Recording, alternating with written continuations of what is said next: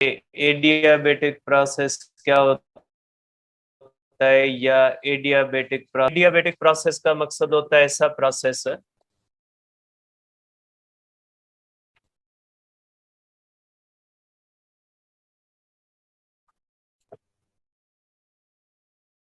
देखिए बेटा, adiabatic process का मकसद होता है process in which no heat flows in or out of system बेटा। ऐसा प्रोसेस जिसके अंदर हीट सिस्टम के अंदर ना आए और न ही हीट सिस्टम के अंदर जाए, तो ऐसे प्रोसेस को हम क्या कहते हैं बेटा? एडियाबेटिक प्रोसेस कहते हैं। इससे पहले हमने जो 3 प्रोसेसेस पढ़े, आइसोबैरिक प्रोसेस पढ़ा है, आइसोकोरिक प्रोसेस पढ़ा है और आइसोथर्मल प्रोसेस पढ़ा है। इन तीनों प्रोसेसेस के अंदर हीट सिस्टम के अंदर आ रही थी और हीट जो है वो सिस्टम से जा भी रही थी। इनमें से तीनों प्रोसेसेस में जो 2 प्रोसेस थे, एक आइसोबैरिक था और एक आइसोथर्मल था, उन्होंने हीट को वर्क में कन्वर्ट भी किया था। ठीक है। अब इसके अंदर जो अगर आप देखते तो हीट सिस्टम के अंदर आती है, नहीं जाती है। तो ये सिस्टम जो होता है ये वर्क कर सकता है, लेकिन ये सिस्टम जब वर्क करता है, आप कह सकते हैं कि ये सिस्टम जब वर्क करता है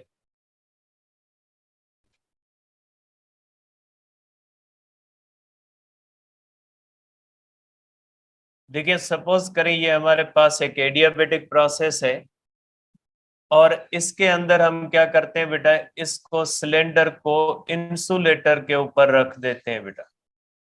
हमने पढ़ा था बेटा कि थर्मोडायनेमिक सिस्टम में हीट जो आती या जाती है वो कहाँ से आती है बेटा? ये आती या जाती हमेशा बॉटम से, क्योंकि इसका सिलेंडर और पिस्टन हम क्या मानते हैं? इंसुलेटर के मानते हैं। तो इसका आप कह सकते हैं कि बेटा ये प्रेशर P1 है, वॉल्यूम V1 है और टेम्परेचर T1 है। इसके ऊपर अगर हम इस तरह से बेटा लोड रख देते हैं, ये हमने इसके ऊपर लोड रख दिया बेटा। अब अगर इसको हम यहाँ पे प्रेशर कम करें बेटा, प्रेशर कम करेंगे बेटा, तो इसका P2 हो जाएगा, वॉल्यूम V2 होगा और टेम्परेचर T2 होगा। क्योंकि बेटा इसके अंदर हीट ना आती है न जाती है। ठीक है, इसमें हीट आती जाती नहीं है। तो जब ये एक्सपेंड करेगा तो एक्सपेंशन की वजह से इसका अंदर टेम्परेचर क्या हो जाएगा बेटा? टेम्परेचर गिर जाएगा और टेम्परेचर के गिरने की वजह से इसकी इंटरनल एनर्जी जो होगी, ये इंटरनल एनर्जी कम हो जाएगी और इंटरनल एनर्जी के कम होने की वजह से हम कहेंगे कि इसकी इंटरनल एनर्जी किसमें चली गई? वर्क में चली गई। तो मीन्स ये प्रोसेस आपको एक पॉसिबिलिटी बताता है कि जरूरी नहीं है कि आप थर्मोडायनेमिक सिस्टम को हीट देके उससे वर्क हासिल करो। आप थर्मोडायनेमिक सिस्टम को अगर चाहो तो उसकी इंटरनल एनर्जी से भी वर्क हासिल कर सकते हैं। मीन्स ये आपको सिस्टम एक पॉसिबिलिटी बता रहा है कि अगर हम चाहें तो इंटरनल एनर्जी में से भी वर्क हासिल कर सकते हैं। सिर्फ जरूरी नहीं है कि हीट का बाहर से अंदर फ्लो हो या अंदर से बाहर फ्लो हो तो ही वर्क हो। ठीक है, तो ये फर्स्ट लॉ ऑफ थर्मोडायनेमिक्स आपको एक और पॉसिबिलिटी बता रहा है, क्योंकि ये सारे के सारे प्रोसेसेस जो हैं ये फर्स्ट लॉ ऑफ थर्मोडायनेमिक्स से ही प्रिडिक्ट होते हैं कि अगर आप ऐसा करोगे तो ऐसा होगा। तो ये प्रोसेस जो एडियाबेटिक प्रोसेस होता है ये कहता है कि जरूरी नहीं है कि आप किसी भी सिस्टम को उसकी बाउंड्री से हीट का फ्लो करवाओ। आप चाहो तो सिस्टम के अंदर जो मौजूद इंटरनल एनर्जी है उस इंटरनल एनर्जी से भी आप वर्क कर सकते हैं। ठीक है, तो आप कहोगे कि इसके अंदर बेटा जो वर्क होता है, अब इसके अंदर अगर जो होता है बेटा work is done on the cost of internal energy बेटा, इसमें जो वर्क होता है बेटा ये किसकी कास्ट पे होता है? इंटरनल एनर्जी की कास्ट पे होता है। इंटरनल एनर्जी किस में चली जाती है बेटा? वर्क में चली जाती है। अब अगर आप देखते हैं तो बेटा इसका ग्राफ कैसे बनता है बेटा? इसका ग्राफ प्रेशर और वॉल्यूम के दरमियान इसका ग्राफ ऐसे बनता है बेटा। देखिए प्रेशर बेटा P1 ज्यादा है, वॉल्यूम जो होता है बेटा V1 कम होता है, और प्रेशर P2 कम होता है तो वॉल्यूम बढ़ जाता है बेटा। तो आप अगर इसका ग्राफ बनाओगे बेटा तो इसका ग्राफ जो होगा वो इसी तरह से बनेगा, P1 V1 T1 और ये होगा P2 V2 T2 बेटा।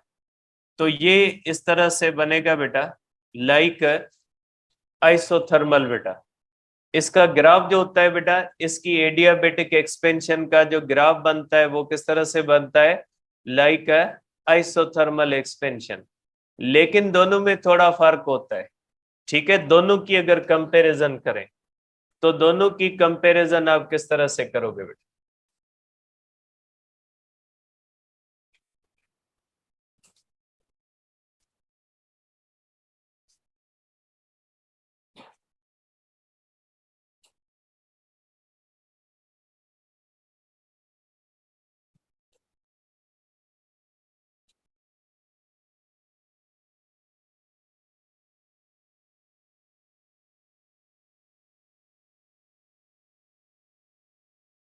बेटा इनके दरमियान अगर आप कंपैरिजन करो तो बेटा इस तरह से करोगे, अगर दोनों के अंदर चेंज सेम है बेटा, तो अगर आप इन दोनों के ग्राफ बनाओगे बेटा प्रेशर और वॉल्यूम के इस तरह से कि दोनों का अगर प्रेशर P1 सेम है और दोनों का वॉल्यूम जो V1 बेटा सेम है, तो इन दोनों की बेटा ये जो है वो दोनों की P1 बनेगी, V1 बनेगी और T1 बनेगी। बेटा दोनों की इनिशियल स्टेट कौन सी है बेटा? सेम है।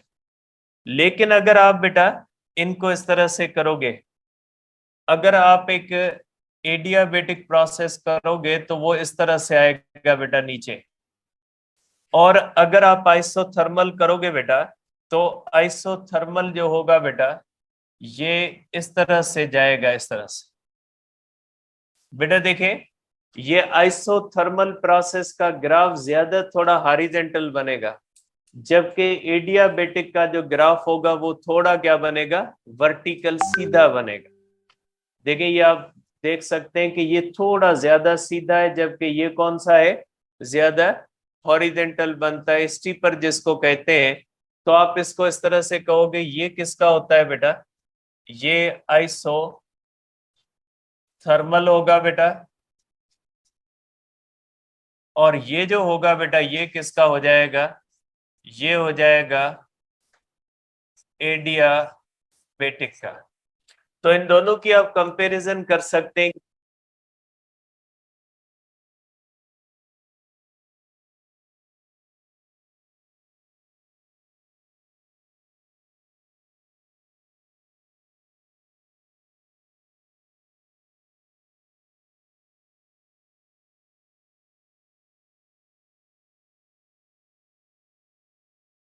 इसका जो एडियाबेटिक प्रोसेस है वो बताता है। अब अगर आप इसके अंदर देखें बेटा तो आप इसको कह सकते हैं कि बेटा इसके अंदर डेल्टा क्यू जो होती है, ये डेल्टा क्यू बेटा 0 होती है। इसके अंदर चेंज इन इंटरनल एनर्जी बेटा 0 नहीं होती, और इसके अंदर बेटा आपको वर्क जो मिलता है वो भी 0 नहीं होता। इसके अंदर टेम्परेचर की चेंज जो होती है बेटा वो भी 0 नहीं होती। अब अगर वर्क का करें बेटा तो इसके अंदर वर्क जो होगा बेटा वो हो जाएगा चेंज इन इंटरनल एनर्जी के बराबर बेटा। इसके अंदर वर्क होता है बेटा चेंज इन इंटरनल एनर्जी, और जब एक्सपेंशन होती है बेटा तो change in internal energy positive होगी या नेगेटिव होगी बेटा? इंटरनल एनर्जी कम होगी। जब इंटरनल एनर्जी कम होगी तो चेंज क्या हो जाएगी? नेगेटिव हो जाएगी।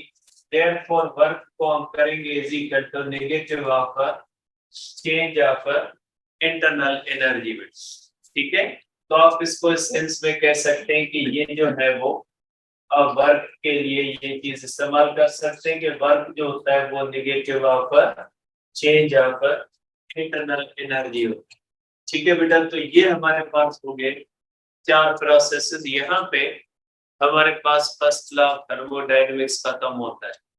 एंड मैं briefly first law of thermodynamics को जो है वो समराइज कर देता हूँ कि फर्स्ट लॉ और उसके मुताबिक होने वाले 4 प्रोसेसेस के अंदर हमने क्या चीज सीखी। देखिए बेटा, फर्स्ट लॉ ऑफ थर्मोडायनेमिक्स ने जो पहली बात हमें बताई वो ये बताई कि आप किसी भी थर्मोडायनेमिक सिस्टम को जब हीट दोगे तो उस हीट के अंदर 2 पॉसिबिलिटीज हो सकती है। एक, उस हीट का हिस्सा इंटरनल एनर्जी में जा सकता है और दूसरा हिस्सा किस में जा सकता है? दूसरा हिस्सा वर्क में जा सकता है। Means first law of thermodynamics ने आपको हीट, इंटरनल एनर्जी और वर्क के दरमियान रिलेशन दिया कि जब आप किसी भी थर्मोडायनेमिक सिस्टम को हीट दोगे तो उस हीट का कुछ हिस्सा इंटरनल एनर्जी में जाएगा और उस हीट का कुछ हिस्सा जो होगा वो वर्क में चला जाएगा। ठीक है, दूसरी बात जो इसने बताई, दूसरी बात ये बताई कि फर्स्ट लॉ ऑफ थर्मोडायनेमिक्स को हम law of conservation of energy भी कहते हैं। वो इसलिए कहते हैं कि फर्स्ट लॉ हमें बताता है कि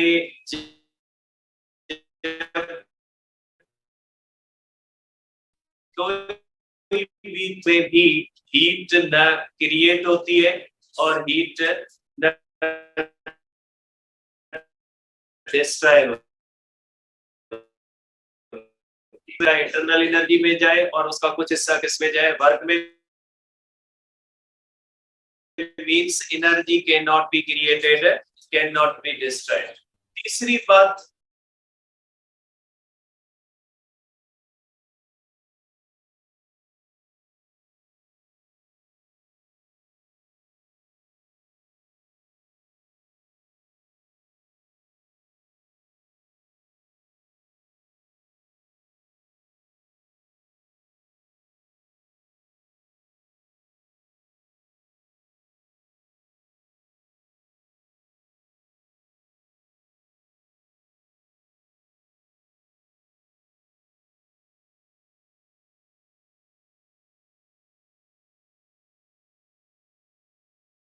इस वर्क सिस्टम की बाउंड्री से अंदर गया, मींस बाहर से वर्क आया, या वर्क सिस्टम की बाउंड्री से बाहर जाए, मींस वर्क किस तरफ चला गया? बाहर चला गया, बाउंड्री से आउट हो गया। तो पहला तरीका यह है कि अगर आप किसी भी थर्मोडायनेमिक सिस्टम की इंटरनल एनर्जी को चेंज करना चाहते हैं, अगर आप किसी भी थर्मोडायनेमिक सिस्टम की इंटरनल एनर्जी को चेंज करना चाहते हैं तो पहला तरीका ये है कि या वर्क बाउंड्री के अंदर आए या वर्क बाउंड्री से बाहर जाए। दूसरी बात ये होती है कि या हीट सिस्टम को दे या हीट सिस्टम से ले। बात वही है कि या हीट बाउंड्री से अंदर आए या हीट जो वो बाउंड्री से बाहर जाए, तो ही इंटरनल एनर्जी चेंज होती। मींस इंटरनल एनर्जी हमेशा बाहर से चेंज होती है सिस्टम की, अंदर से इंटरनल एनर्जी चेंज नहीं होती किसी भी आइसोलेटेड सिस्टम की बेटा। ठीक है, और जो चौथी बात इसने हमें बताई वो बताई कि अगर आप कोई भी साइक्लिक प्रोसेस करोगे तो जरूरी नहीं है कि साइक्लिक प्रोसेस के अंदर जो है वो work zero, means cyclic process के अंदर भी वर्क हो सकता है, लेकिन उसके अंदर चेंज ऑफ इंटरनल एनर्जी क्या होगी, जीरो, और आपकी टोटल गिवन हीट किस में चली जाएगी, वो वर्क के अंदर चली जाएगी। तो ये चार चीजें हैं जो हमने सीखी फर्स्ट लॉ ऑफ थर्मोडायनेमिक्स में। पहला ताल्लुक किसके दरमियान, हीट, इंटरनल एनर्जी और वर्क के दरमियान। दूसरा जो है law of conservation of energy thermodynamics के अंदर भी वैलिड है। तीसरी बात कि इंटरनल एनर्जी आइसोलेटेड सिस्टम की आप हमेशा जो है वो क्या, किसी भी सिस्टम की इंटरनल एनर्जी जो आप चेंज करते हो वो हमेशा बाउंड्री से हीट या वर्क का फ्लो होता है, तब इंटरनल एनर्जी चेंज होती है। चौथी बात कि जरूरी नहीं है कि साइक्लिक प्रोसेस के अंदर वर्क जीरो हो, साइक्लिक प्रोसेस के अंदर भी वर्क हो सकता है। और जब आप साइक्लिक प्रोसेस की बात करते हो तो वर्क बराबर हो जाता है एरिया बाउंडेड बाय कर्व, वो चीज भी हमने डिस्कस की थी बेटा। अब इसके बाद हमने पढ़ी बेटा इसकी एप्लीकेशन के अंदर हमने पहला प्रोसेस पढ़ा आइसोबैरिक प्रोसेस। आइसोबैरिक प्रोसेस ने कहा कि जब आप किसी भी थर्मोडायनेमिक सिस्टम को हीट दोगे तो उस हीट का कुछ हिस्सा इंटरनल एनर्जी में जाएगा और कुछ हिस्सा वर्क में जाएगा। मींस उससे आपको एक बहुत ही इंपॉर्टेंट बात पता लगती है, और वो ये लगती है कि कोई भी थर्मोडायनेमिक सिस्टम तब तक हीट को वर्क में कन्वर्ट करता रहेगा जब तक उसका अपना टेम्परेचर सराउंडिंग के टेम्परेचर से कम होगा। क्योंकि ये सिस्टम आपको कहता है आप हीट दोगे, उसका कुछ हिस्सा किसमें जाएगा, वर्क में, और कुछ हिस्सा किसमें जाएगा, इंटरनल एनर्जी। तो अगर आप ऐसे सिस्टम को हीट देते जाओगे तो ऐसे सिस्टम का अपना टेम्परेचर बढ़ेगा, क्योंकि इसकी इंटरनल एनर्जी क्या होती है बेटा, बढ़ती है। तो इसका मतलब है आप ऐसे सिस्टम को हीट देते जाओगे, उसका वर्क आपको मिलता जाएगा और उसका सिस्टम का अपना टेम्परेचर क्या होता जाएगा, टेम्परेचर बढ़ता जाएगा। अब उस सिस्टम का टेम्परेचर बढ़ते बढ़ते जब हॉट रिजर्वायर के, क्योंकि हीट कौन देता है बेटा, हॉट रिजर्वायर देगा ना। सपोज करें हॉट रिजर्वायर हीट दे रहा है, आइसोबैरिक प्रोसेस उसको वर्क में कन्वर्ट कर रहा है, तो हॉट रिजर्वायर हीट देता जाएगा, आइसोबैरिक प्रोसेस उसको वर्क में कन्वर्ट करता जाएगा, उसकी अपनी इंटरनल एनर्जी भी बढ़ती जाएगी। अगर उसकी अपनी इंटरनल एनर्जी बढ़ती जाएगी तो उसका अपना टेम्परेचर क्या होता जाएगा, बढ़ता जाएगा। एक पॉइंट ऐसी आएगी जब उस आइसोबैरिक प्रोसेस वाले थर्मोडायनेमिक सिस्टम का टेम्परेचर किसके बराबर हो जाएगा, हॉट रिजर्वायर के बराबर हो जाएगा, और उसका नतीजा ये होगा कि हॉट रिजर्वायर हीट देना बंद कर देगा और आइसोबैरिक प्रोसेस वर्क करना छोड़ देगा। ठीक है, मींस आइसोबैरिक प्रोसेस आपको बताता है कि जब तक हॉट रिजर्वायर का टेम्परेचर सिस्टम के टेम्परेचर से ज्यादा होगा तब तक हॉट रिजर्वायर से हीट आती जाएगी और वो किस में कन्वर्ट होती जाएगी, वर्क में कन्वर्ट होती जाएगी। लेकिन एक दिन ऐसा आएगा जब उस थर्मोडायनेमिक सिस्टम का टेम्परेचर बढ़ते बढ़ते किसके बराबर हो जाएगा, हॉट रिजर्वायर के बराबर हो जाएगा। फिर हॉट रिजर्वायर से हीट का फ्लो रुक जाएगा और सिस्टम जो है वो वर्क करना छोड़ देगा, बंद कर देगा। तो आप कह सकते हैं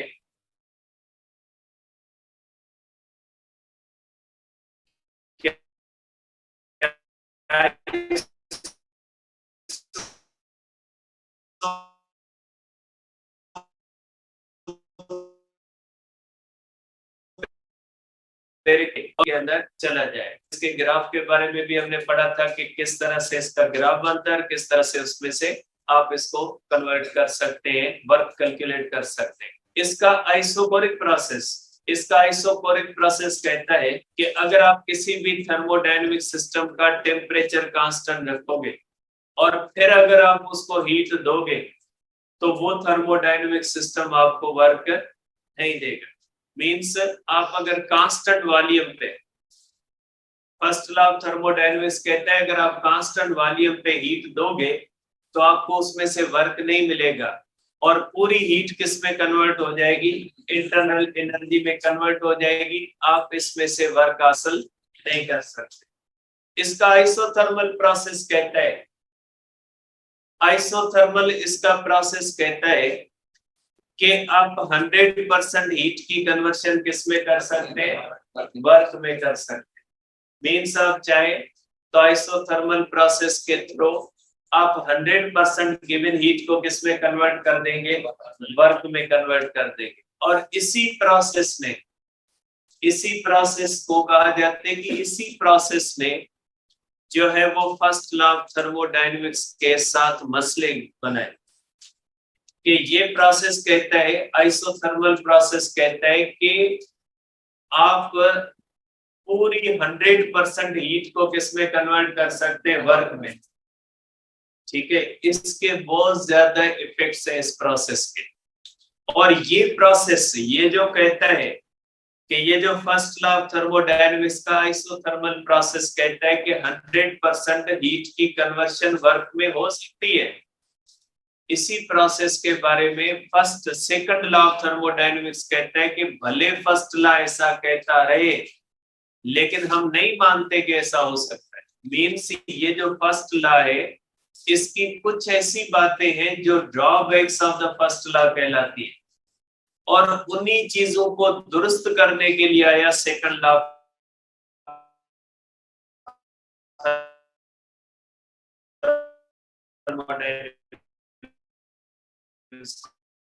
कौन सी या के सेकंड लॉ में चाहो तो आप आपकी पूरी गिवन हीट को किस में कन्वर्ट कर सकते हो, वर्क में कन्वर्ट कर सकते हो। Means no change of internal energy, बगैर इंटरनल एनर्जी चेंज होने के आपकी हीट सप्लाई टोटल किस में चली जाती है, वर्क में चली जाती है। एडियाबैटिक प्रोसेस कहते हैं जरूरी नहीं है कि आप हीट से वर्क बनाए। एडियाबैटिक प्रोसेस कहता है कि जरूरी नहीं है कि आप हीट दें, आप हीट देने के सिवा भी वर्क ले सकते हैं। और वो कैसे ले सकते हैं, इंटरनल एनर्जी। और ये बहुत बड़ी पॉसिबिलिटी आपको बताता है। एडियाबैटिक प्रोसेस आइडियल प्रोसेस है। एडियाबैटिक प्रोसेस एक अजीब बात आपको बताता है कि जो इंटरनल एनर्जी पड़ी है ना, इस इंटरनल एनर्जी को भी आप किस में कन्वर्ट कर सकते हैं, वर्क के अंदर कन्वर्ट कर सकते हैं। ठीक है, और ये आइडियल प्रोसेस है क्योंकि आप जब एडियाबैटिक प्रोसेस करते हो तो आपने हीट को न इनफ्लो होने देना है ना आउटफ्लो होने देना। मींस आपने सिस्टम को क्या वो 100% आइसोलेट नहीं कर सकते। मींस ये आइडियल प्रोसेस है। अगर हम ये प्रोसेस करने में कामयाब हो जाते हैं तो हमारे पास एक बहुत बड़ा ऑप्शन आ जाता है वर्क का। अगर आइडियाबैटिक प्रोसेस हम कर सकते हैं तो आपको पता है कि एटमॉस्फेयर के अंदर ये जो एयर है इसके अंदर बहुत ज्यादा अमाउंट ऑफ इंटरनल एनर्जी है। और आपको ये भी पता है कि वाटर की हीट कैपेसिटी क्या है, सबसे ज्यादा है। वो बहुत ज्यादा हीट अपने अंदर जज्ब करके रखता है। फिर ओशियन वाटर के अंदर बहुत ज्यादा अमाउंट के अंदर क्या पड़ी है, इंटरनल एनर्जी पड़ी। फिर तो हमारे पास वर्क का एक बहुत ज्यादा ऑप्शन आ जाता है। फिर आपको हीट की जरूरत ही नहीं है। फिर आप ओशियन वाटर की इंटरनल एनर्जी को, एयर की इंटरनल एनर्जी को किसमें कन्वर्ट कर सकते हैं, वर्क के अंदर कन्वर्ट कर सकते। इसीलिए कहीं कहीं पे आप पढ़ोगे कि अगर कंपैरिजन करो कि सबसे ज्यादा वर्क कौन सा प्रोसेस दे सकता है, मैं कह रहा हूं दे सकता है, देता है नहीं। देता है का मकसद है वो चीज हो रही है, दे सकता है मीन्स उसकी पॉसिबिलिटी है। तो अगर बात की जाए पॉसिबिलिटी की कि किस प्रोसेस में सबसे ज्यादा वर्क हासिल करने की पॉसिबिलिटी हो सकती है, तो क्योंकि वो इंटरनल एनर्जी को किसमें कन्वर्ट करता है, और बहुत ज्यादा इंटरनल एनर्जी मौजूद है यहाँ पे, एटमॉस्फेयर के अंदर मौजूद है, ओशियन वाटर के अंदर मौजूद है, और बहुत ज्यादा है।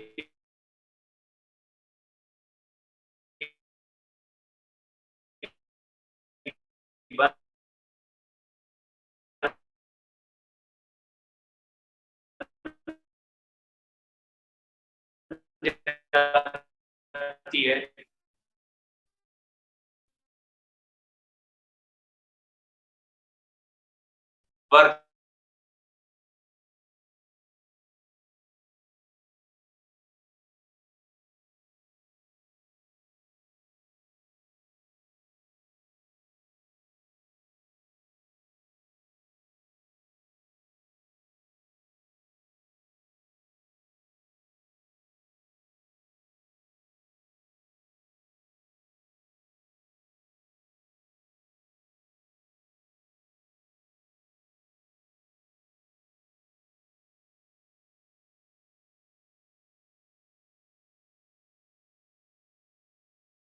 दुनिया में जो भी क्विक प्रोसेस होता है, अगर क्विक कंप्रेशन और क्विक जो है वो एक्सपेंशन हो, तो ये प्रोसेस कौन सा बन सकता है? ये प्रोसेस जो होता है, ये आप कह सकते हैं कि ये प्रोसेस एडियाबेटिक हो सकता है, जो क्विक प्रोसेसेस होते हैं। अब आ जाते हैं बेटा हम सेकंड लॉ ऑफ थर्मोडायनेमिक्स में। सेकंड लॉ ऑफ थर्मोडायनेमिक्स में बेटा जो सबसे पहली चीज आपको पता होनी चाहिए वो ये होनी चाहिए कि हीट इंजन क्या होता है, क्योंकि सेकंड लॉ ऑफ थर्मोडायनेमिक्स को पढ़ने से पहले कुछ चीजें जो है वो आपको पता होनी चाहिए।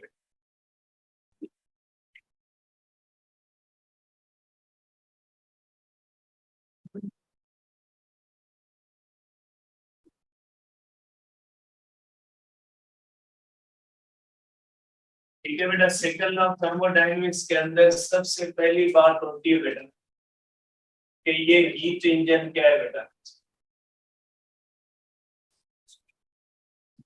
ठीक है, हीट इंजन का मकसद होता है बेटा मशीन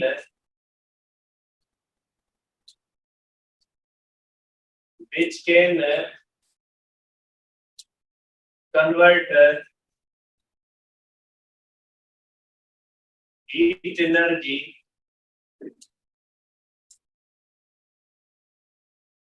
into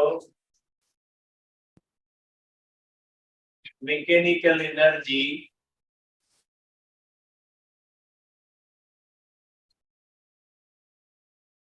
बेटा हीट एनर्जी को मैकेनिकल एनर्जी में कन्वर्ट करे तो ऐसी मशीन को हम क्या कहते हैं बेटा?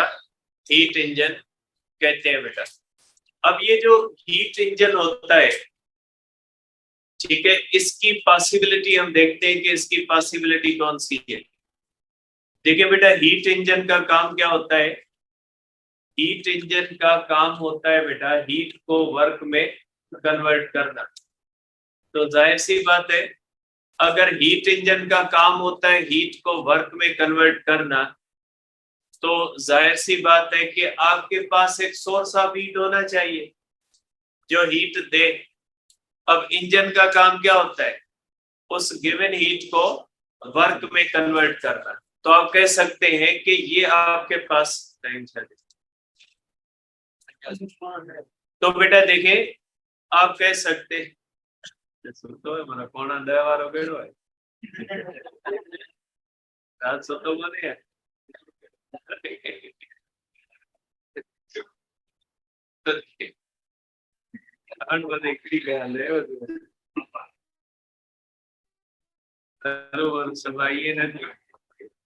तो देखिए बेटा, अगर आप देखते हैं तो बेटा हम देखते हैं कि फर्स्ट लॉ के मुताबिक इंजन जो होता है वो किस तरह से बन सकता है। अगर हम देखते हैं बेटा आइसोबैरिक के हिसाब से, आइसोबैरिक प्रोसेस कहता है कि इंजन बनाने के लिए 3 चीजों की जरूरत है।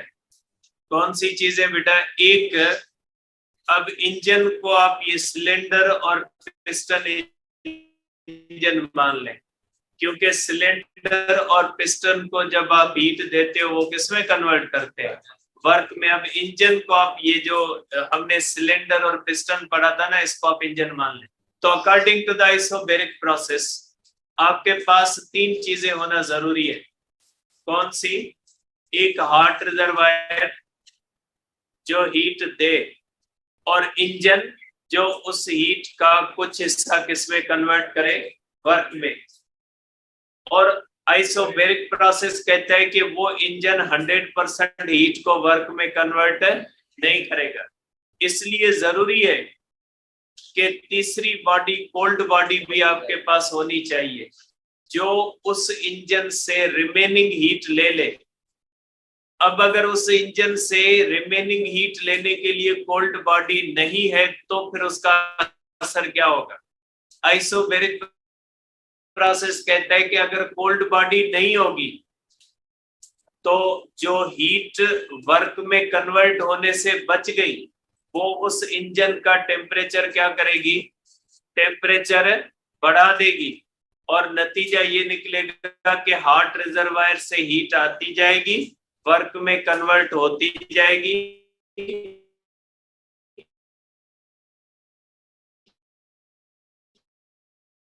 रिमेनिंग हीट क्या करेगी? और वायर का टेम्परेचर क्या हो जाएगा? बराबर हो जाएगा। नतीजा ये निकलेगा कि हीट हॉट बॉडी से फ्लो होना, क्योंकि हीट तब तक फ्लो करेगी जब तक डिफरेंस ऑफ टेम्परेचर, जब इंजन का टेम्परेचर, तो हॉट रिजर्वायर से हीट जो होगी वो फ्लो होना बंद हो जाएगी और इंजन जो होगा वो वर्क करना छोड़ देगा। तो मींस आइसोबैरिक प्रोसेस कहता है कि अगर आप चाहते हो कि कोई भी इंजन के उस इंजन का टेम्परेचर ना बढ़े, उसका टेम्परेचर हमेशा हॉट रिजर्वायर से क्या रहे? कम। तो मींस तीन चीजों की जरूरत पड़ेगी। एक हॉट बॉडी जो हीट दे, इंजन उसमें से वर्क करे, रिमेनिंग हीट इंजन में न रहे, इंजन से किस तरफ चली जाए? एक ऐसी बॉडी हो जो कोल्ड बॉडी उस तरफ चली जाए, ताकि इंजन का टेम्परेचर हॉट रिजर्वायर के टेम्परेचर से कम रहे और हीट का फ्लो होता रहे और आपको कंटिन्यूअसली वर्क मिलता रहे। ठीक है, तो आप कहेंगे कि according to the isobaric process, according to the isobaric process heat के लिए कितनी चीजों की जरूरत होती है बेटा? तीन चीजों की जरूरत होती है। तो आप इसको इस तरह से कहोगे बेटा,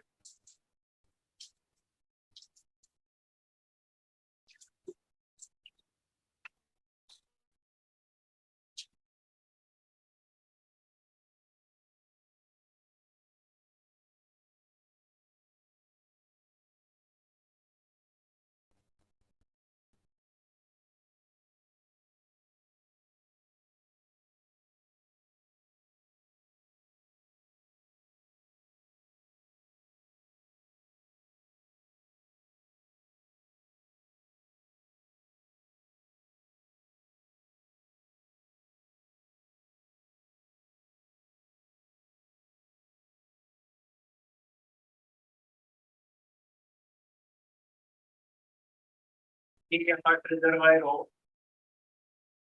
ये हॉट रिजर्वायर हो बेटा, इसमें से हीट आए, और ये इंजन हो बेटा,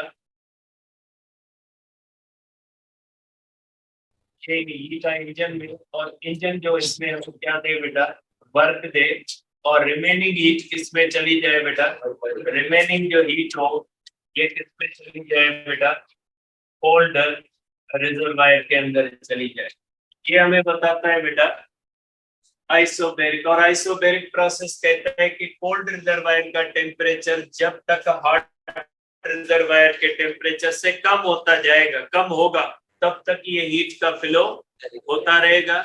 जब ये कोल्ड रिजर्वायर का और हॉट रिजर्वायर का टेम्परेचर बराबर हो जाएगा तो हीट का फ्लो रुक जाएगा, और हीट फ्लो करके इंजन की तरफ नहीं आएगी और इंजन वर्क करना छोड़ देगा। मींस आइसोबैरिक प्रोसेस के मुताबिक आप एक ऐसा इंजन बना सकते हैं जो 3 रिजर्वायर पे काम करेगा और तब तक काम करता रहेगा, तब तक काम करता जाएगा जब तक हॉट रिजर्वायर का टेम्परेचर ज्यादा होगा और कोल्ड रिजर्वायर का टेम्परेचर जो होगा वो कम होगा। तब तक हीट का फ्लो होता रहेगा, हीट वर्क में कन्वर्ट होती रहेगी, रिमेनिंग किस में चला जाएगा, कोल्ड रिजर्वायर में चला जाएगा। जिस दिन दोनों का टेम्परेचर बराबर होगा उस दिन हीट काम और इंजन काम करना छोड़ देगा। उस दिन को हम कहेंगे कि देखिए जब हॉट रिजर्वायर का टेम्परेचर और कोल्ड रिजर्वायर का टेम्परेचर बराबर हो जाएगा, देखिए जिस दिन हॉट रिजर्वायर और कोल्ड रिजर्वायर का टेम्परेचर बराबर हो जाएगा, आप ये नहीं कहेंगे कि हीट नहीं है, आप कहोगे हीट है लेकिन unavailability of heat for work है, कि वो हीट फ्लो नहीं कर रही। जब वो हीट फ्लो नहीं करेगी तो ये हीट वर्क में नहीं जाएगी। हम कहेंगे कि हीट बहुत ज्यादा मौजूद है, क्योंकि हॉट रिजर्वायर का टेम्परेचर और कोल्ड रिजर्वायर का टेम्परेचर बराबर मींस दोनों बॉडीज का टेम्परेचर हाई है हमारे पास हीट, लेकिन वो हीट अब वर्क के लिए अवेलेबल नहीं है, क्योंकि वर्क उसी सूरत में हो सकता है